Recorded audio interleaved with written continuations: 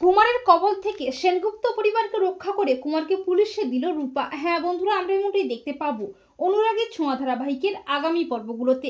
সেনগুপ্ত বাড়ির সবাই মিলে লাবণ্যের শ্রাদ্ধানুষ্ঠানের আয়োজন করে, কিছু লোকজনকেও আমন্ত্রণ করে, অনেকেই আসে, এমনকি মিসকাও ছদ্মবেশে হাজির হয় লাবণ্যের শ্রাদ্ধানুষ্ঠানে।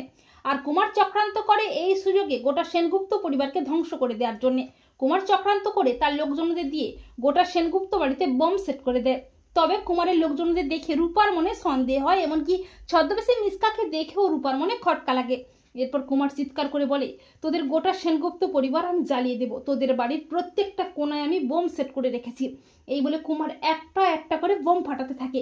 বাড়ির সবাই তো প্রচন্ড ভয় পেয়ে যায়, কি করবে কিছুই বুঝতে পারে না। তখন রূপা মনে মনে ভাবে, আমি থাকতে আমার পরিবারের কোনো ক্ষতি আমি হতে দেব না, যেভাবেই হোক আমি কুমারের হাত থেকে আমার পরিবারকে রক্ষা করবই। এরপর রূপা কায়দা করে বাড়ির বাইরে বেরিয়ে আসে। রূপা একটা লাঠি হাতে রুদ্রমূর্তি নিয়ে হাজির হয় কুমারের সামনে। আর রূপার রুদ্রমূর্তি দেখে ভয় পেয়ে যায় কুমার। রূপা বলে, শয়তান, তুই আমার পরিবারকে পুড়িয়ে মারবি? আজকে আমি তোকে নিজের হাতে শেষ করে চিতার আগুনে তোকেই পোড়াবো। এই বলে রূপা কুমারকে বেদম ধুলাই দেয় লাঠি দিয়ে। কুমার প্রচন্ড ভয় পেয়ে হাত জোড় করে বলে, আমাকে ছেড়ে দে রূপা। রূপা বলে, শয়তান, তোকে ছেড়ে দিলে তো আমাদের গোটা পরিবারটাই ধ্বংস হয়ে যাবে। এবারে তোকে কোনো জেল পুলিশ নয়, তোর কুকর্মের শাস্তি আমি তোকে দেব। এরপর রূপা কুমারকে যখনই নিজের হাতে শেষ করতে যাবে করে, ঠিক তখনই পুলিশ হাজির হয়।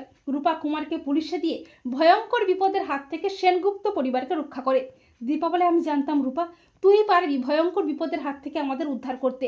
তো বন্ধুরা, তোমরা এটাই চাও তো যে কুমারের কবল থেকে সেনগুপ্ত পরিবারকে রক্ষা করে কুমারকে যেন তার অন্যায়ের যোগ্য শাস্তি দেয় রূপা? কমেন্ট করে এক্ষুনি জানিয়ে দাও তোমাদের মতামতটি।